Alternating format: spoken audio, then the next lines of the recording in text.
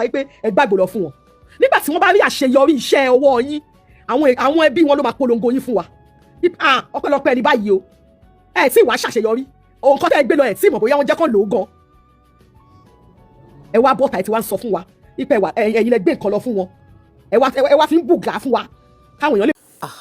Ẹ káàbọ̀ sórí Adétọ́lá Dọlápọ̀ Media níbi tí a ti máa ń mú àwọn ìròyìn lọ́lọ́kan òjọ̀kan wá fún yín láti orílẹ̀-èdè wa Nàìjíríà títí lọ dé òkè òkun. Èyí tá a mú wá lé ní òtún gbẹnu tán ẹ make sure pé ẹ wò ó délẹ̀ bẹ́ẹ̀ ṣe wá ń wò ẹ máa bá mi share kẹ́ máa like ẹ̀yin tí ẹ ti subscribe ọ̀fẹ́ ní subscription kò ná yín lówó kò ná yín ní extra data ọwọ́ tẹ fi ń subscribe yẹn ẹ̀ ní fi gbọ́ wọn sí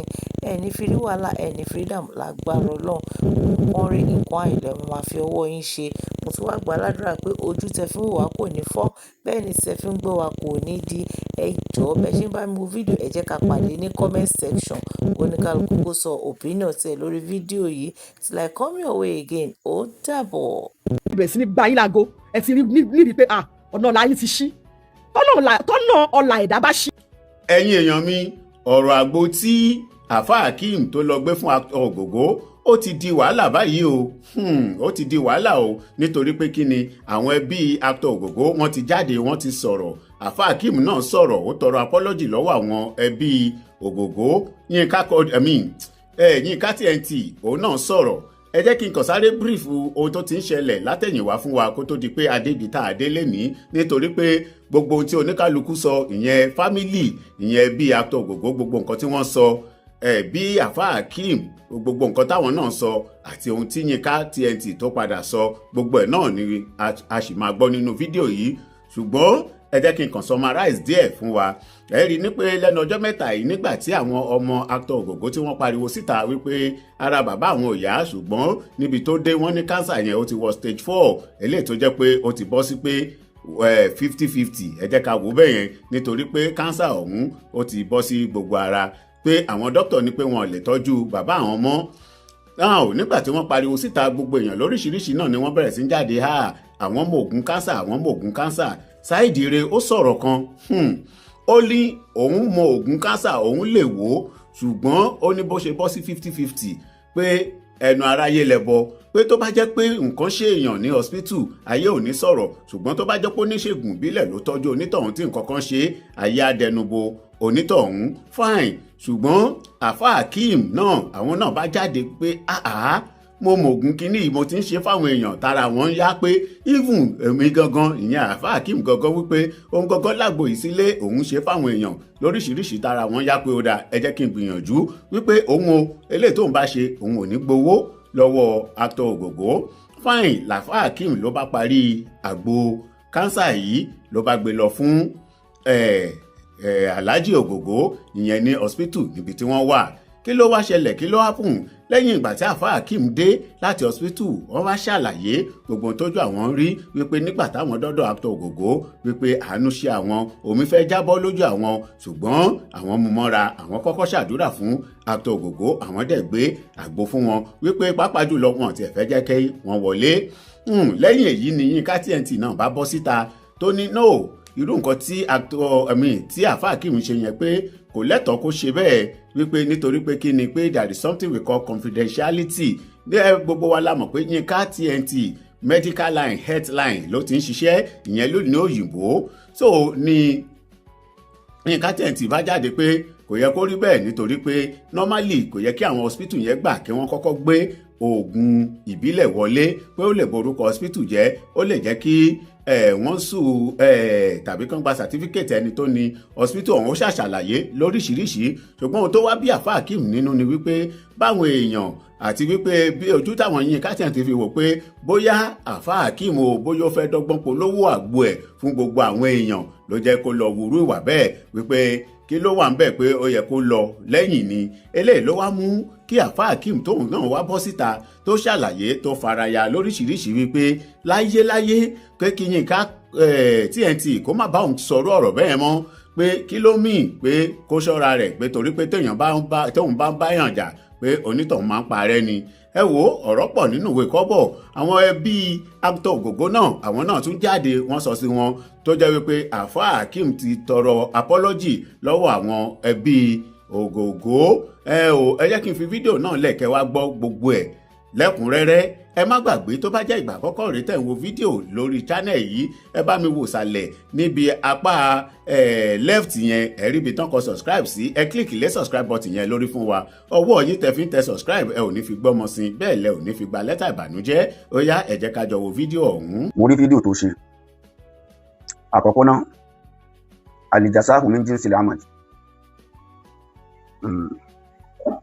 àníyàn rẹ tó fi ṣe fídíò yẹn Ọlọ́run máa fi san ẹlẹ́san. àníyàn tí mo fi ń ṣe tí mò ń ṣe kọ́lọ́run fi san mí lẹ́san. Yínká TNT ẹ̀mẹ́ta ni màá wí ni màá sọ. ẹ bá ń ṣe fídíò yìí kọ́dọ̀dọ̀ Yínká TNT. àníyàn tí Yínká TNT tó fi ṣe fídíò tó ṣe yẹn Ọlọ́run máa san ẹlẹ́san pẹ̀lú àníyàn tó fi ṣe fídíò yẹn. àwọn aṣẹ́ tèmi náà dẹ̀ ń ṣe lórí péèjì mi because I don't know you nǹkan kan ò jọ pa wá papọ̀ kò sí so. tó bá jẹ́ pé iṣẹ́ tó jẹ́ yẹn o àwọn fámìlì Alhaji wa Hassan Ogogbo ni wọ́n bẹ̀ níṣẹ́ tó jẹ́ yẹn bọ́ síta kó ṣe fídíò kó sọ pé àwọn fámìlì Alhaji wa Hassan Ogogbo ni wọ́n rán ẹ níṣẹ́ tó jẹ́ yẹn. wàá tún fídíò mi ṣe o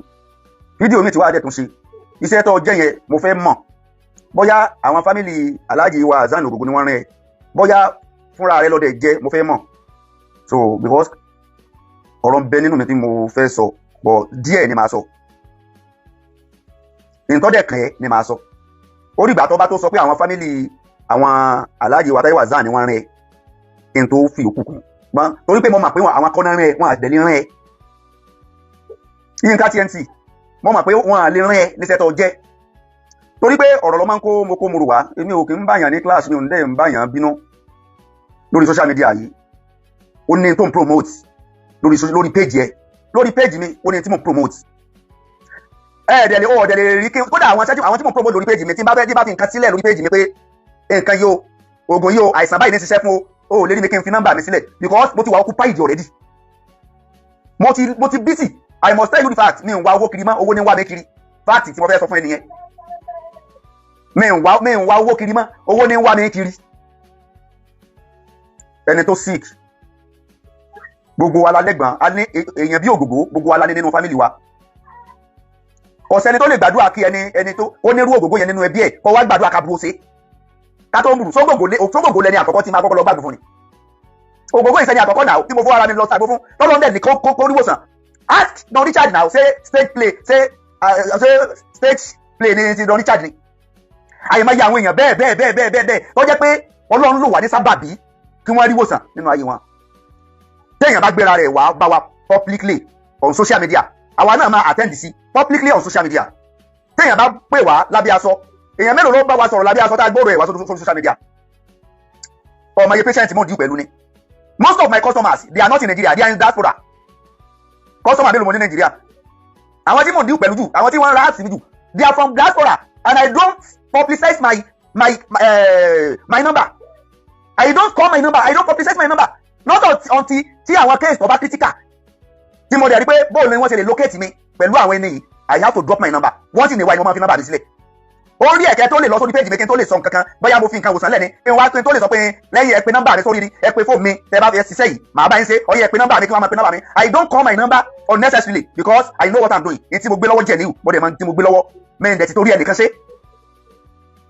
so kéèsì Alhaji wa Taiwo Hassan Ogogbo bí kéèsì wọn ti wá ló jẹ́ kí n address ẹ̀ publicly lọ́mọ wá sórí social media fúnra ọmọ ló wá sórí social media tó gbé ọ̀rọ̀ Alhaji wa Hassan Ogogbo tó gbé wá fún gbogbo ọmọ Nàìjíríà tẹ́mi dẹ̀ wà nínú ọmọ Nàìjíríà ó gbé wá fún gbogbo ọmọ Nàìjíríà pé ẹ gbà wá o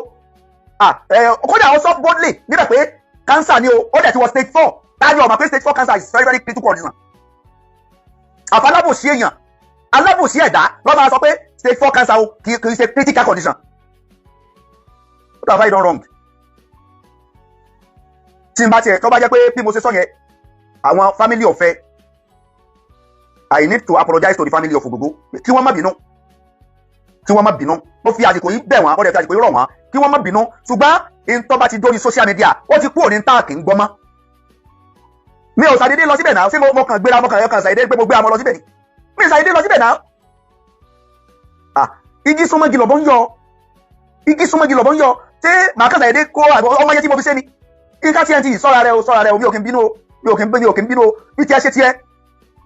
kí n fi tèmi ṣe tèmi o sọ́ra rẹ o tó bá jẹ́ táwọn fámìlì náà wá rán wọn ní tẹ́tọ̀ ọjọ́ yẹn jáde padà kọ́ wá jẹ́ kó yé mi pé àwọn fámìlì so màá wá padà jáde màá wá sí àwọn àlàyé kan. ọmọ Alhaji wa Taiwo Ògògó ó wá sórí social media èmi ò tiẹ̀ mọ̀ pé nǹkan kan báyẹn ṣẹlẹ̀ àwọn fans ni wọ́n bẹ̀rẹ̀ sí ní tag mi tag ti ń bẹ lórí fóònù mi lẹ́yìn òru ọjọ́ tí àárọ̀ ọjọ́ tí mo ṣe fídíò yẹn kí n tó jí bóyá òru ìjẹrin mọ́júmọ́ ìjẹta tag ti ń bẹ ní orí fóònù mi ní òru ọjọ́ yẹn kílẹ̀ ò tó mọ́ nígbà tó tẹ̀ nǹkan mo pa fóònù lóru pé àwọn ni wọ́n mẹ́sẹ̀jì mi lóru àwọn ni wọ́n pè mí lóru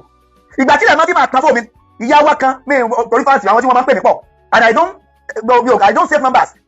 mi ò kì í save number because ẹni omi tó bá mọ níwọ̀n lèyàn máa ń rẹ́ lásì. I have numerous customers in diasporas little customer ni mo ní Nàìjíríà so mo bẹ̀rẹ̀ sí ní oríṣiríṣi tagging ìgbà tí máa fi jí láàárọ̀ ọjọ́ yẹn mo kàn rí pé orí fóònù mi kún mẹ́sẹ̀jì ti pọ̀ rẹpẹtẹ tí má sí mẹ́sẹ̀jì eléyìí please Alhaji Ògògó in need of you please help Alhaji Ògògó please oníkálukú kí ni mo fẹ́ ṣe nígbà ọ̀dẹ̀ jẹ́ pé humanity wọ́n dá máa wa ni bàbá tó bí mi ó sin ọmọnìyàn tó fi jáde láyé ni bàbá mi ò kí ń fi ọ̀rọ̀ ẹni tí kankan bá fẹ́ ṣe èèyàn tí bàbá mi bá ní gbogbo agbára ní bàbá mi máa ń sà láti lè ràn yàn lọ́wọ́ ọ̀nà alhamdulilayi mo jogún tó da látara bàbá mi. ti Don Richard nígbà tí ọ̀rọ̀ Don Richard ṣẹlẹ̀ so ṣebí ó gbé wọ́n fún social media náà ni mo dẹ̀ pé wọn èmi náà dẹ̀ ṣe fídíò pé mo ní ìdí Don Richard òmùn wá o wọ́n fẹ́ ṣe gas comment mo dẹ̀ ṣe fídíò lórí ọ̀rọ̀ Don Richard so àwọn èèyàn dẹ̀ tag mi wọ́n dẹ̀ ṣe nọ́mbà mo dẹ̀ ṣe heart mo dẹ̀ gbé lọ bá Don Richard mi àwọn èèyàn obi so kí ni I have never experienced negative comments mo dẹ̀ wá Don Richard lọ mo dẹ̀ present heart fún and alhamdulilayi ṣe straight play nìyẹn ọfẹ́ tàgbó tí bá fẹ́ tàgbó mo mọ iye àgbo tí mo ta àgbo tí mo ta pẹ̀lú ìkọ́ mọ́ńkéwú tọ́lọ́ fi ṣe ibi tí tó fi ṣe lé ńlá fún mi tọ́lọ́ fi ṣe ogun tó ṣe fún mi kí ló tó kù ṣé ká jẹun ká wọṣọ ká travel káàkiri ibi tó bá wù wá ká lọ múra nígbà tó bá wù wá àti lọ àti rìn yẹn lọ kí ló tó kù omi tó bá mọ níwọ̀n lèèyàn máa ń rẹ́ lásì ìnífẹ̀ẹ́ ọmọnìyàn tí ń bẹ lára wa olóde ká ṣe tá a ṣe ọmọ yẹn tí mo ti tó kọ́ sí mi àti lílọ àti bíbọ̀ àti rẹ́sípì tí mo gbé lọ fún wọn ni tó wá bọ́ sórí social media tó ń ṣẹ̀nu yànnà àwọn fi Alhaji Taiwo Hassan àwọn fi make market àwọn fi mọ̀ ṣe dẹ̀dẹ̀rẹ̀ ní ẹni ta ló make market ayé ti mọ̀ mí ọ̀rẹ́dì náà wọ́n ṣe ti rìfọ́nà ni mi ń jẹ́ bí mi polówó ọjà àwọn tó ń lo àti mi wọ́n ń rìfà mi rìfọ́nà ni mo ń jẹ́ if you don't know but tógun ẹni bá dání lójú èèyàn máa fi gbárí ni tógun ẹni bá dání lójú èèyàn máa fi gbárí ni tí mo bá mọ nǹkan tí mo dẹ̀ rí ẹni tí ó ń bẹ lẹ́gbẹ̀ẹ́ mi tí nǹkan yẹn ń ṣe èmi máa jáde kódà kò jẹ́ pé nǹkan yẹn ẹni yẹn nǹkan yẹn ti wà lójú kú ní tá a bá sì lè ṣe láti lè fi ran ẹni lọ́wọ́ á sì ṣe á mọ̀ pé gbogbo ibi tó bá tiẹ̀ wá padà já sí tọ́lọ́run lọ padà ṣe. kì í sáà Alhaji Taiwo Hassan Ògògó sáwọn ẹlẹ́ni àkọ́kọ́ ni àwọn kọ́ lẹ́ni àkọ́kọ́ náà o sáwọn àwọn ẹlẹ́ni àkọ́kọ́ ni wọ́n kọ́ gbé nǹkan fún ni àwọn kọ́ lẹ́ni àkọ́kọ́ o lọ́sẹ̀ fáìdì ìṣẹ́ dáadáa àwọn tọ́lọ́run lò wà ní sábàbí fún wọ́n ti pọ̀ rẹpẹtẹ àwọn tó wà tó jẹ́ social media wọn lẹ́rí yẹn àwọn tí ì ṣe social media wọn pọ̀ rẹpẹtẹ àwọn testimonies ti ń bẹ lórí fóònù mi ò kì í ṣe kékeré because torí pé kì í ṣe social media ni wọ́n gbé wá secret làwọn nìyẹn nǹkan tó pamọ́ làwọn yẹn ṣùgbọ́n ọ̀rọ̀ tán ti gbé wá sórí social media táwọn followers tag mi Alhaji Akeem ẹ̀dá kan nǹkan báyìí ṣẹlẹ̀ sára afẹ́kẹ́ àtẹ́ndì sí wọn ọ̀pọ̀lọpọ̀ àwọn èèyàn so kí ni mo fẹ́ ṣe nígbà tí mo lọ tí mo gbé nǹkan yẹn fún wọn àwọn tí wọ́n tag mi àwọn olólùfẹ́ mi àwọn followers mi àtàwọn olólùfẹ́ Alhaji Taiwo Hassan Ògògó tí wọ́n message mi so bí mo ṣe wá jẹ́ kí wọ́n mọ̀ pé a ti deliver rẹ̀ fún wọn o so ó ti dẹ̀ṣẹ̀ pé ntí ẹni ká ṣe o a ti deliver rẹ̀ fún wọn o ó ti dẹ̀ṣẹ̀ mi ò àwọn ọ̀rọ̀ míì tí ó bá jáde nínú fídíò yẹn I'm ready to do apology lórí ẹ̀ bóyá àwọn ọ̀rọ̀ míì tí mo sọ níbẹ̀ tàbí àwọn àsọjù míì tí àwọn ọ̀rọ̀ míì tẹ̀rí ń bẹ̀ gẹ́gẹ́ bí pé àbá àti sọ̀rọ̀ jù àbá àti I'm ready to apologize màkà wá gbé fídíò mi lórí pé wọ́n wé lórí pé fẹ́ tajà ni Peter ní tajà so ṣé ọjà àti bàbí Alhaji Ògògó tà ní so ń lọ yẹn Ọlọ́run fi ṣe oore fún mi débi tó dé ní àbí kíni èmi ò ní sèyàn tí máa fi ẹ̀mí èèyàn tajà o tó bá jẹ́ yẹn ni o tó bá jẹ́ tí wọ́n bá lè ṣe bẹ́ẹ̀ èmi ò sí lára ẹni tó lè fi ẹ̀mí èèyàn tó lè fi tajà ṣùgbọ́n etí tó bá gbọ́ àlọ́ ọ gbọ́dọ̀ gbọ́ àbọ̀ tó bá jẹ́ pé ọ̀rọ̀ tí ò lórí social media ni tó máa ń wò wá sọ lórí social media pé nǹkan báyìí o ó ṣe bàbá òun o irú ọ̀rọ̀ yá alẹ́ mọ̀ ìgbọ́n mọ́tẹ̀ tí wọ́n lórí social media gbogbo àwọn èèyàn ti mọ̀ àwọn tó mọ̀ náà ni wọ́n pè wá àwọn tó wá pè wá nígbà tá a lọ tá a dẹ̀dẹ̀ kò sí kò yẹ ká fún àwọn èèyàn lábọ̀ pé n tẹ́ pè wá lé lórí o a ti lọ o a ti bọ̀ o a ti ṣe báyìí o àdúrà ló kù o ká mọ̀ fún wọn lábọ̀ so ìyẹn ti wá di pé àwọn fi ń tajà lọ́sọ̀ gbogbo ẹni tó ní nọ́mbà mi lọ́wọ́ lórí social media lẹ́nìí wọ́n ṣe wàhálà kan tó rí ni kò sẹ́ni tó lè sọ pé ìsílẹ̀ lòní nọ́mbà because I don't call my number on social media pé ẹ dákun ẹ pè wá sórí nọ́mbà yìí tí ó bá jẹ́ pé bóyá irú nǹkan tó fọ́ critical tá a dẹ̀ ní láti wá ọ̀nà láti lọ́dọ̀ ẹni ẹsẹ̀lẹ̀. so kí wá ní ifá àtọ̀ ọ̀tọ̀ bá ti wà jẹ́ pé lẹ́yìn pé a gbé fún ọ gan apẹ nọ́mbà gan àti ìtajà so kí ni tó wọ̀ sínú pé ká pe nọ́mbà fáwọn èèyàn pé irú tó ṣẹlẹ̀ yìí o tá a bá fẹ́ kírú ẹ̀ ṣẹlẹ̀ ìyá ẹgbà nọ́mbà wa káṣẹ wa tó bẹ́ẹ̀ ká tó wá tó burú èmi ohun tí ẹ ti máa ń pè náà because orí fóònù mi ti kọ́ ọ̀rẹ́dì wàláhì mo fi àlùkùrì àdìbúra last month ni mo wipe off almost 10,000 messages on my phone I had 10,000 messages lórí fóònù mi lórí whatsapp méjì mo lò ẹyọ kan nínú whatsapp méjì tí mo lò I had 1,000 messages last month ni mo wipe ẹ̀ kúrò lórí fóònù. Presently mo tún ṣe ń sọ yìí mo tún ti ní almost 3,000 messages tí mi ti ráyè attend sí tí mi ti ráyè dá lóhùn. Yínká TNT sọ́ra rẹ o má rí bínú ọlọ́run àlìjàsá omi ń jí sílẹ̀ amadi àlìjàsá omi ń jí sílẹ̀ ibi ọlọ́run gbé àwọn agadé léde tọ́lọ́ mú wa léde èèyàn kankọ́ ni yóò jà wá bọ́ èèyàn kankọ́ ni yóò kọ̀yìn ọlọ́run sí wa torí pé fún ọlọ́run lọ́kọ̀ọ́jú sí wa èèyàn kankọ́ ọ̀wà so mi ma èròǹgbà rẹ lórí tó ṣe ṣùgbọ́n pẹ̀lú èròǹgbà rẹ yẹn ọlọ́run máa fi dá ẹ lẹ́jọ́. Fídíò tí mo ti ṣe analysis fún àwọn followers mi lánàá pé àti lọ àti dé o àwọn tí wọ́n pè mí alájọba mo tí ń la alẹ́ àti wọ́n pè mí wọ́n láwọn family wọ́n rí àti sórí fídíò yẹn but I promise wọn because mo lọ síbi kan lánàá so ìgboro ni mo wà lánàá mo lọ bì kan lánàá gbàtí máa fídíò ti rẹ̀ mí so ní òru èní mo delete fídíò yẹn because wọ́n ní àwọn family rí àti sí pé wọ́n láwọn láìkì báwọn yẹn ṣe ń sọ there is no problem mo dẹ̀ delete fídíò yẹn kó lórí fóònù mi mo delete fídíò yẹn kó lórí fóònù mi so kí ni ti Yínká TNT mo ti ọjà rẹsipí mi ti kúrò lórí Nàìjíríà mo ti gbé lọ China mo ta rẹsipí ní China kò sọ orílẹ̀-èdè kódà àwọn orílẹ̀-èdè mi tó ti ń pè mí tí mo tún lọ lẹ́nu jọ́mẹ́ta yìí láwọn house ti tiwa my house is an international house tèmi ti di international because mo mọ tí mo ṣe àwọn tí wọ́n dẹ̀ ra house lọ́wọ́ mi rìfáàlà là ń jẹ́ tó o bá tajà ẹyin kò ní tajà yẹpẹ̀ kọ́ mọ́ gbowó òkúta tó o bá ta tọ́jà báwọn èèyàn wọ́n á rìfáà rẹ̀ sáwọn èèyàn míì tí mo bá dẹ̀ gbowó lọ́wọ́ àwọn èèyàn tí mo bá gba owó táwọn èèyàn bá sanwó fún mi because èrò pọ̀ àwọn tí mo bá gbowó lọ́wọ́ àwọn èèyàn tí mi ráyè deliver house fún náà bá pè mí tásẹ̀ ní rìsíìtì mo ń dá owó àwọn èèyàn padà èmi máa ń dá owó àwọn èèyàn padà látọ̀dún tàbí wà lóṣù ṣe mẹ́ta house tó bá jẹ́ pé ajẹ́ fọ́wọ́ ni tàbí ajẹ́ ẹni tí ó máa mú kàmákan ni ayé ti wá ti gbé ọ̀rọ̀ wá sórí social media ayẹlòmí àsanwó fata ti gbàgbé tá a ti máa gbàgbé ọjọ́ tó lọ bá dẹ̀ kádàrà tí wọ́n bá mẹ́sẹ̀jì wa pé áàtì àwọn kankan àwọn ò ní ìdí àti yẹn mọ́ àwọn ti rà níbò míì because ọmọ ń take time kẹ́lómi tó rí wa bá sọ̀rọ̀ wọ́n máa yẹ mẹ́sẹ̀jì sí bẹ́ẹ̀ lórí fóònù mi lọ́jọ́ pé mẹ́sẹ̀jì olóṣù mẹ́fà ó ń bẹ lórí fóònù mi mẹ́sẹ̀jì olóṣù mẹ́fà ń bẹ lórí fóònù mi ẹlòmí ti ń tẹ̀ nọ́mbà mi láti láti ẹni tá a ti ráyè sọ̀rọ̀ so ó ń bẹ nínú ẹlòmí tó yẹ pé wọ́n ti sanwó fún wa lọ́jọ́ pé mẹ́sẹ̀jì tí àwọn mẹ́sẹ̀jì bó ṣe ń wọlé á ti lé mẹ́sẹ̀jì wọn lọ táṣẹ̀ṣẹ̀ máa wá kiri tá a bá ti wá táàrí because nọ́mbà èèyàn mélòó la fẹ́ save nọ́mbà èèyàn mélòó la fẹ́ save tá a bá ti wá táàrí táwọn ẹ̀ẹ́dẹ̀ ti pè wá because cost máa ń pọ̀ fún wa. mo ti ń sáyé mi kí n tó ṣẹlẹ̀ tàlẹ́ kí n ṣàlàyé ògbógbó nìyí gbogbo wa humanity ti ń bẹ lára kan sáyé ṣé o rò pé mo wọlé débi kí n mo gbé àgbo láti Òṣogbo mo gbé lọ sẹ́kọ̀ọ́ mo fi time mi I spent my money I create time to deliver the package àwọn tí wọ́n ń fi owó ra àgbo lọ́wọ́ mi lè gbé àgbo lọ fún wọn lé àwọn tí wọ́n ń fi owó tí wọ́n ń fi 500,000 600,000 ra àgbo lọ́wọ́ mi tọ́wọ́ bá mọ̀ àwọn èèyàn ra àgbo 600,000 lọ́wọ́ wa wọ́n ra àgbo 500,000 lọ́wọ́ wa wọ́n ra àgbo millions of naira lọ́wọ́ wa láti oríṣiríṣi jẹ́ pé tá a bá máa calculate ẹ̀ ìmí máa wọ 500 ìmí máa wọ 600 ìmí máa wọ 700 mi ò lọ gbé àgbo fún wọn nílé tí ò bá jẹ́ pé torí ìfẹ́ èèyàn àti ìfẹ́ àti humanity tí ń bẹ lára wa mo fọwọ́ ara mi ṣe nǹkan mo package ẹ̀ mo tún wá rẹ epo sọ́kọ̀ mo tún wá gbọ̀dọ̀ èkó mo tún wá lọ gbé fún wọn àwọn tí wọ́n wá táàgì wa tájáwé èèyàn dáadáa tí wọ́n pè wá pé ẹ dákun ẹ bá wa ọ̀nà tẹ́lẹ̀ ní àbálẹ̀ gbà ran tẹ́ bá lè gbà contribute sí ẹ̀ sí alájọ wa Táíwò Ògógó ẹ dákun gbogbo àwọn tí wọ́n wá táàgì wa yẹn ká máa update wọn ká máa sọ fún wọn. so bí mo ti wá update àwọn èèyàn tí because ọ̀rọ̀ ẹ̀ sí alájọ wa Táíwò Ògógó kì í ṣe tó pamọ́ ó ti dórí social media already so àwọn tí wọ́n wá update wa tí wọ́n sọ fún wa tí wọ́n bá wa sọ̀rọ̀ pé ká ṣe àgbo fún wọn so tá a wá lọ gbé fún wọn a ní láti fáwọn yẹn lábọ̀ mọ́ àbí ṣé wọ́n individual ní kí n máa pe àwọn tí mi mọ̀ tó jẹ́ pé àwọn torí pé àwọn tí wọ́n mọ̀ wá wọ́n pọ̀ ju àwọn tí a mọ̀ lọ àwọn tó yẹ pé ìfẹ́ aláàjì wa tẹ́wà sáwọn ògògò ni wọ́n ní tí wọ́n fi mẹ́sẹ̀jì wa so sẹ́yẹ kọ̀ọ̀kan ní kí wọ́n máa pè wọ́n pé ẹ̀dá kan àjọ lọ I must tell you the fact pé tó fi di ìrọ̀lẹ́ àná mo dẹ̀ tún rí àwọn tí wọ́n tàjì mi pé aláàjì ẹ̀dá kan ẹ bá wa àtẹ́ǹdì sí aláàjì ògògò àṣà tá a dẹ̀ ti lọ bẹ̀ tó fi di ìrọ̀lẹ́ àná wàláhì mo fi àlùkùránì búra tó fi di ìrọ̀lẹ́ àná làwọn èèyàn tó ń pè mí tí wọ́n tàjì mi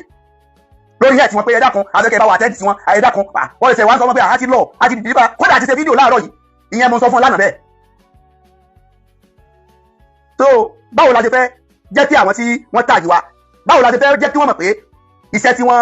tọ́mọ Nàìjíríà gbélé wa lọ́wọ́ àti jẹ́ àti deliver rẹ̀. mo ready láti make apology nínú fídíò yẹn tó bá ní àwọn ọ̀rọ̀ kan tí mo sọ tó bí gbogbo family nù ẹ dákun ẹ má bínú gbogbo family ògògó tó bá ní àwọn ọ̀rọ̀ tí mo sọ tó nígbà tí mo update àwọn èèyàn lórí ìgbà tí mo ṣe fídíò yẹn mo bẹ̀ gbogbo ẹ̀yin family ògògó ẹ̀yin ògògó family mo bẹ̀ yín ẹ má bínú tó bá jẹ́ pé ó láwọn ọ̀rọ̀ kan tí mo sọ tẹ́ ẹ like tó bí nínú lórí ìgbà tí mo ṣe update but I have to update people lórí recipe tí mo gbé wá fún yín kódà ààyè tí ọ̀gbà mi ni èmi lọ gbé recipe fún yàn kí n má ṣe fídíò ìgbà tí mo bá mu níbẹ̀ torí pé ayé gbẹgẹ́ kò sáyé ó yẹ kí n gbé recipe yẹn ó yẹ kí n send ẹ ni ó yẹ kí n send ẹ mo fẹ́ send ẹ tẹ́lẹ̀ ni àwọn kan ló pè mí náà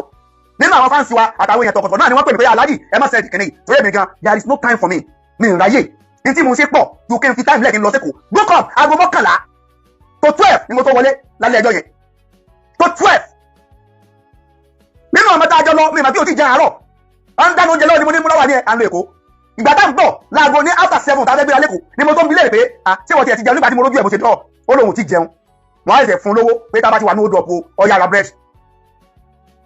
àfẹnu kẹ́rìntì ẹni tó ti jẹun láàárọ̀ kò tó kù lẹ́ oúnjẹ tí ń bẹ nínú anybody lágbé lọ lágbé bọ̀ ẹni tí ò ti jẹun kò jẹun tá a fi dé Ìbàdàn àtòsí ìyẹn la wá sí sọ ṣe bá ṣe torí èèyàn ni tó bá jẹ́ pé torí èèyàn ni mi ní go ẹsẹ̀ mi ní ṣe tó bá yẹn tó bá mà tó bá jẹ́ pé torí titi àwọn èèyàn ni mi ò ní ṣe tó bá yẹn because mi ò kí nira mi lára Ọlọ́run ti ṣoore fún mi ṣé nígbà tí mo débẹ̀ ọ sọ fún ẹ pé mo béèrè lọ́wọ́ wọn nígbà tí mo débẹ̀ tí wọ́n sọ fún ẹ pé mo ní ká fún mi lówó tí màá fi pọ̀ sọ́kọ̀ ni Ọlọ́run ti níwọ̀nba mi ò kí n solówó ṣùgbọ́n ìwọ̀nba tó lọ́run ṣe fún mi alihamudulilayi mi ń yó ebi ò lè pa mí ìwọ̀nba tó lọ́run ṣe fún mi alihamudulilayi mi ìṣòlówó torí àwọn kan náà nà fún wa nínú tá a sì táwọn àwọn rìfárà táwọn èèyàn ń rìfá wa lórí àṣì wa so Ọlọ́run pèsè fún wa láti bẹ̀ Ọlọ́run lọ́ba tí máa ní àròzákù tí máa pèsè fún yàn mi kì í ṣòlówó ṣùgbọ́n alhamdulilayi so kí ni máa ṣe jù báyìí lọ mo dé mo ní láti update àwọn èèyàn because gbogbo àwọn tí wọ́n pè wá kọ́lá lè máa pè padà lẹ́yọ̀ kọ̀ọ̀kan pé a ti lọ o ẹ̀dá pa a ti lọ o so kí n ṣe fídíò kí n jẹ́ kẹ́mọ̀ pé iṣẹ́ tí wọ́n gbé fún wa àti ṣe àti deliver rẹ̀ so kí wá ní títí ẹ pẹ̀ràn mi dọ́lẹ́rù tẹ́ ẹ bá ti já tí followers tẹ́ ẹ bá ti láwọn èèyàn tẹ́ ẹ bá ti rí views lórí page yín mọ́ àwọn ọ̀rọ̀ tí ò kàn ẹ́ àwọn ọ̀rọ̀ tí ò kàn yín lẹ́ẹ̀mọ̀ dá sí ọ̀rọ̀ tí ò kàn yín lẹ́ẹ̀mọ̀ dá sí so ìkìlọ̀ lélẹ́yìí wọ́n lè lélẹ́yìí èmi ò mi publicize ara mi lọ sórí rédíò rí láti publicize àgbo mi lọ sórí tẹlifíṣàn rí láti publicize àgbo mi the only thing tí mo máa ń ṣe ni pé màá drop recipe ké àwọn nǹkan yóò ẹ ṣe báyìí o ẹ máa lò and I don't release my number ẹni àwọn tó mọ̀ mí gbogbo ẹni tó ní nọ́mbà mi lọ́wọ́ wọn ṣe wàhálà wa ni wọ́n wá ní I don't release my number èmi ò kí n fi nọ́mbà mi lẹ̀ lórí page mi ẹ lọ wo gbogbo topic mi ẹ lọ wo orí page mi ò kí n fi nọ́mbà mi lẹ̀ not until when critical condition occur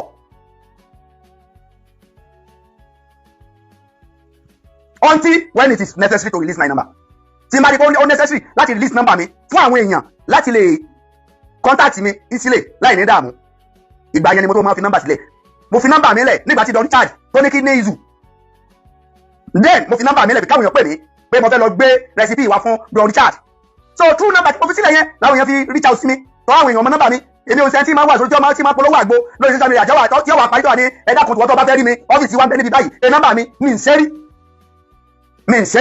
ṣùgbọ́n ilé ìtọ́sẹ̀lẹ̀ yìí it is a great lesson for every one of us so lesson ló jẹ́ fún oníkálukú wa mo dẹ̀ wò pé kí ni tí mo lè ṣe ṣé gbogbo èèyàn ló máa àgbo cancer ni ṣé gbogbo èèyàn ló máa àgbo hepatitis ni ṣé gbogbo èèyàn ló máa àgbo diabetes ni jẹ́ kí n fi nọ́mbà mi sílẹ̀ to in case torí pé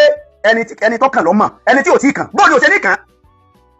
mo dẹ̀ fi nọ́mbà mi sílẹ̀ so ṣé wọ́n sọ fún ẹ pé mo máa tó torí pé mo fi nọ́mbà mi sílẹ̀ ẹni ọba ní nọ́mbà mi wàláhì ọlọ́kì ni ẹni ọba ní nọ́mbà mi lọ́kì ni tó bá mọ iye mẹ́sẹ̀gì sílẹ̀ lórí fóònù mi kó tó di pé ilé ìṣẹ̀lẹ̀ o mi rò pé onírú ẹ̀ rí láti tó ti dáyé more than 10,000 messages mo delete ẹni more than 1,000 àwọn tí wọ́n lè testify sí tí wọ́n lè jẹ́rìí sí tí wọ́n máa ń rí wọ́n mọ̀ táwọn èèyàn bá ń bínú tí wọ́n ń bínú pé àbá message yẹn reply message abẹ nínú àwọn tí ó so màá wá sí WhatsApp mi màá wá fi message hàn wọ́n pé ìwọ náà wo message lẹ́yìn ìgbà tí mo delete message 10,000 messages mo delete 10,000 messages last week ni o yabi last week no last month ẹ wo messages another messages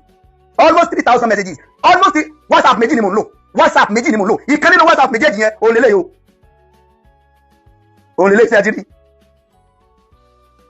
almost 3,000 messages tí n bá ka messages n bá ka títí mi lè wo 50 tí lè fi sú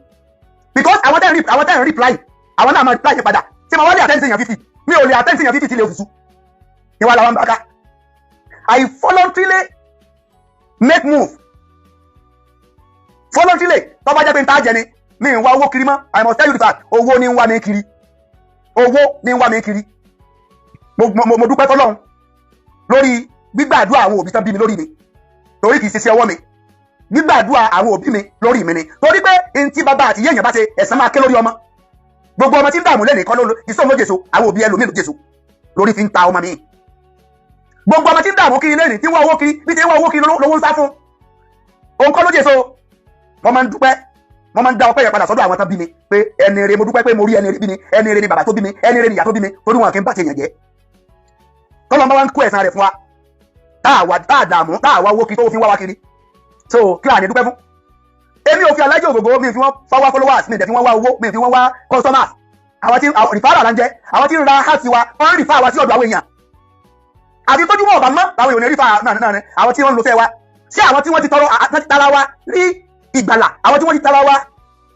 tara wa rí ìwòsàn sáwọn yẹn lè máa sọ pé ká má rìfáà wa mọ́ ni àbí báwo ló ti fẹ́ ṣe orí Ọlọ́run kò ṣe dá dúró èèyàn kan ò lè block orí Ọlọ́run kúlí láhùn màmá alíkà lèmọ́ríkì tó tí lèmọ́ríkà máa ń tàṣà wà tá sí olùmọ́ríkà mi máa ń tàṣà wà tó ètò máa ń tàṣà wà tó sí lù máa ń tàṣà bí yàríkà ìnáka alákùnrin ṣe ń kọ́ nìyẹn bí yàríkà ìnáka ìnáka alákùnrin ṣe ń kọ́ nìyẹn gbogbo tí ń jóore ọwọ́ Ọlọ́run lọ́wọ́ náà. Yínká TNT sọ́ra rẹ o sọ́ra rẹ má jẹ́ kí n bínú o tí n bá bínú síyàn kí n máa parẹ́ ni o má jẹ́ bínú o mo máa ti ń gbénu mi o mo máa ti ń gbára mi mi ò kí ń bá yàn jà mi ìdẹ́ ẹ̀dá síyàn jẹ́jẹ́ mi mo lè wà controversial mo máa wà controversial lórí òdodo ni o lórí òdodo mi ò kì í tí n bá jẹ̀bi èèyàn mo máa apologize máa bẹ̀bẹ̀ tí n bá jí pé mo jẹ̀bi ẹ tí wọ́n bá validation kàn mí tí mo rí pé mo jẹ̀bi ẹ máa bẹ̀ kọ́ mọ́ bínú ni torí ẹ̀ ló jẹ́ kí n máa sọ fún àwọn Ògògó families tó bá jẹ́ pé explanation tí mo ṣe fún àwọn fans mi lánàá tá a bá rí àwọn ọ̀rọ̀ tó bí wọn nínú níbẹ̀ kí wọ́n má bínú kí wọ́n fi mí yá Ọlọ́run kan fi mí yá Muhammad Ọlọ́run bá wọ́n bá wa fún bàbá ní àlàáfíà tó péye pẹ̀lú ògbọ́lọ́ Ọlọ́run ní sí wọn lẹ́lẹ́mì kúkúrú wọn ní kájú kó Ọlọ́run sì bá wa dúró ti gbogbo family náà àwọn Ògògó family tán bá rí inú tí mo sọ nínú àwọn explanation mi lánàá àwọn messages nìkan wọlé messages wọlé kọ́ ọlọ́lọ́mọ yìí kọ́ ọ̀tọ̀ ti wọlé lẹ́nìí messages bí kọ́ ọ̀tọ̀ wọlé messages wọlé àtàlẹ́ àná mo ti pa fóònù mi mo ẹsẹ̀ ọ̀rẹ́ ní ìsinmi nígbà mo fẹ́ send message sí Alhaji àti pé n tí wọ́n sọ yẹn o pé kí n delete o mo ti delete ẹ̀ so fídíò tí mo ṣe lánàá tí wọ́n sọ tó wọ́n ní mo ti wà deleted already so àwọn explanation tí mo fi kó àwọn èèyàn ní ìkan ìwòsàn ara mílíọ̀nù tó ti wọ millions pọ̀ lórí fóònù mi táwọn ẹ̀dẹ́ ń lò tó ń ṣiṣẹ́ fún wọn èmi ò kí ń ṣe recipe kí wọ́n sọ pé ẹ jẹ́ kí n bá ń ṣe máa ṣàlàyé ẹ̀ fún àwọn èèyàn lórí péjì mi pé ẹ lọ ṣe fúnra yín máa wà sọ́dọ̀ mi má jẹ́ bẹ́ẹ̀ ṣe ìwọ náà lọ ṣe fúnra rẹ bí mo ṣe máa sọ fún àwọn èèyàn lórí péjì mi nìyẹn ìtọ́jú ẹ̀jẹ̀ kí n máa sọ bẹ́ẹ̀ ni pé owó tèmi gan kún kò sáyè mọ́ ẹni tí n bá gbaṣẹ́ lọ́wọ́ ẹ̀ tí mo bá ní mo fẹ́ gbaṣẹ́ wàláhì mọ́ ọ̀nà ẹni téèyàn bá pè mí lórí pé Alhaji adé nìkan báyìí tí mo bá gbà mọ́ ọ̀nà ẹni tí mi bá dẹ̀ parí nǹkan bíi méjì mẹ́ta ni mo dẹ̀ máa ń gbà tí mi bá parí ẹ̀ mi ò kí n àtẹ́ǹdì sí àwọn kọ́sítọ́mà tó kù rísì nìyẹn tí mẹ́sẹ̀jì máa ń pọ̀ lórí fóònù mi tí mi bá parí iṣẹ́ kan mi ní ṣe mi torí pé tí n bá ti lè lọ gba owó tó pọ̀ jọ mo lè má lágbára àti deliver message àti deliver package so Ọlọ́run mọ́dẹ̀ bá wà lórúkọ jẹ́ èmi náà protect àwọn orúkọ mi one way or the other because my dignity is very important my name is very important orúkọ bàbá mi ò bàjẹ́ orúkọ tí bàbá mi lò tí ò bàjẹ́ tí màmá mi lò tí ò bàjẹ́ wáyé tẹ́wọ́ jẹ́ pé mi orúkọ orí mi ẹ̀jọ̀ bàjẹ́ just because of fools just because of money. so ẹ bá mi wọnú Yínká TNT o tó bá jẹ́ pé family lọ́rùn ẹ ṣe fídíò kọjá kí n mọ̀ pé family lọ́rùn ẹ tí kì í bá wá ṣe family lọ́rùn ẹ tó jẹ́ pé ọ̀dásẹ̀ rẹ jẹ́ ọ̀yájú o mi ò kí n sẹ́ńtẹ̀ máa ń kọlu o òǹyájú o tá a bá kà sí ń pàdé lórí social media àwọn abọ́dé kálukú ṣe wéètì tó òǹyájú o mi ò sẹ́ńtẹ̀ máa kọlu o because mi ò kí ń kọlu yẹn o ìjọ tó ti ń ṣe program ẹ tó máa ń ṣe mi ò ta sí ẹrí mi ọkọlù ẹrí olórí péjì ẹ o òun yájú o ìgbà tó bá jẹ́ pé àwọn family lórí ẹ ṣe fídíò lórí ẹ kí n mọ̀ báwọn family lórí ẹ. nǹkan tí ẹlẹ́kún fi ń sunkún gbogbo ìgbà kó ló yẹ káwa máa fi nǹkan yẹn ṣayọyọ nǹkan tó ń bá èèyàn kan nínú jẹ́ kí ló dé táwa rí nǹkan yẹn bí nǹkan tó lè mú wa débi ọ̀la bí ìgbà tá a fẹ́ gbọ̀nà ẹ̀bùn tá a fẹ́ fi débi ọ̀la ni mo rí sí àfáà yìí tí mo gbé sókè ẹ̀yin lẹ́nu fídíò tí mo ṣe àti ẹ̀yin èèyàn tẹ́ máa ń mú irú ìwà báyìí tẹ́ máa ń ṣe ẹ wo bí ìbànújẹ́ èèyàn kan ẹ má jẹ́ kó máa jẹ́ ìdùnnú fún ẹ̀yin nítorí pé kí ni ẹ mọ rúpò tẹ́yìn fún ara yín lè bára yín lọ́jọ́ ọ̀la tí èèyàn bá dẹ̀ fi tọmọ lé èmi máa ń wó mi lé bẹ́ẹ̀ àǹfààní àbóníṣègùn mi ò mọ̀ ṣùgbọ́n ṣe rí fídíò tẹ́ ṣe yẹn mi ò mọ̀ bó ṣe ń gbé fídíò sókè ni o mi ò bá kọ́kọ́ gbé fídíò yín wá káwọn èèyàn gbọ́ nǹkan tẹ́ sọ káwọn tó ní làákàyè kan wá digest ọ̀rọ̀ yín kan wá wò bóyá bẹ́ẹ̀ ṣe sọ̀rọ̀ yẹn bó ṣe yẹ kẹ́ ẹ sọ lẹ sọ yẹn àti pé ta ló rán yín iṣẹ́ ṣé àwọn ẹbí Alhaji Taiwo Hassan ṣáwọn náà rán yín wípé kẹ́ lọ bá wọn ké gbàjarè pé ẹ bá wọn gbé àgbo wá ṣáwọn náà rán yín pé kẹ́ lọ bá wọn sọ níta pé o condition wọn critical we are not dumb ọ̀pọ̀lọpọ̀ ọ̀nù wa ládẹ̀ mọ̀ nǹkan tí wọ́n ń pè ní cancer àmọ́ stage 4 àmọ́ bó ṣe rí kò di dandan kẹ́ padà wá síta wá sọ fún wa pé condition wọn burú jáì pé ká máa fàdúrà ràn wọ́n lọ́wọ́ gbogbo wa pátápátá náà la nífẹ̀ẹ́ wọn tá a dẹ̀ ń fàdúrà ràn wọ́n lọ́wọ́ ṣé wá rí èyí tẹ́yìn wá ṣe yẹn ìwà àtẹwáwù ìwà burúkú ni bẹ́ẹ̀ ṣe bọ́ síta tẹ́ wá ń sọ fún wa nígbà tẹ́ débẹ̀ iye àgbo tẹ́ kó sápò iye bó ṣe wúwo tó iye bó ṣe rí yẹn kò sẹ́ni tó rán yín iṣẹ́ omi ìwò báwọn ẹbí ògògó pè yín ipe tẹ́ bá ti kúrò lọ́dọ̀ wọn kẹ́ lọ bá wọn sọ níta condition tó wà àti bí condition tó wà ṣe rí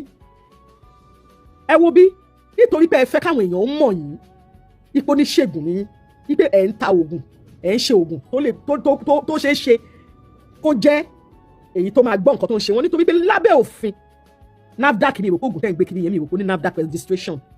mi ìrò pé oògùn yẹn ní NAFDAC ṣùgbọ́n nítorí pé àwọn ọmọ ẹni tí nǹkan ṣe wọ́n ké gbàjarè síta wípé ẹni tó bá mọ nǹkan tó lè kí ẹ̀ nílànà Yorùbá kó jọ kó jáde sáwọn wọn ò ní kẹ́ tẹ́ bá wá mú nǹkan yẹn wá tán kẹ́ wá padà síta kẹ́ wá sọ condition tẹ́ bá wọn àti iye nǹkan tẹ́ ẹ gbé lọ fún wọn bẹ́ẹ̀ ṣe gbé 5 litre tẹ́ ẹ gbé gbẹrẹ fún tẹ́ ẹ gbé kéékèèké tẹ́ ẹ tò wọ́n sápò ẹ nídìí ẹ̀ sà ẹ nídìí ẹ̀ ẹ yé jẹ́ kó máa bẹnu àtẹ́lu àwọn tó bá ń ṣiṣẹ́ àfà because ọ̀nà tẹ́ ẹ gbà bí mo ṣe rí ìmúra àfà lẹ́mú oníṣègùn sí ní ìbílẹ̀ gẹ́gẹ́ bẹ́ẹ̀ ṣe sọ ẹ̀mẹ̀wé ẹ̀mẹ̀gbò fine ẹ fẹ́ lo Alhaji Taiwo Hassan ògògò ẹ fẹ́ lò wọ́n bí àtẹ̀gùn ìpè táwọn èèyàn bá ti mọ̀ pé ẹ̀yin náà wà lára àwọn tó gbógun lọ fún wọn àwọn èèyàn bẹ̀rẹ̀ sí ní patronize yín àwọn èèyàn bẹ̀rẹ̀ sí ní sọ pé ẹni tó lè gbé nǹkan lọ fún gbogbo tó gbogbo lè lò ẹ jẹ́ káwa náà ká pè é wò ẹ nídìí ẹ̀ kì í kí aláṣetì kú iṣẹ́ ẹni tó ṣe àṣeyọrí òun ni èèyàn máa ń kí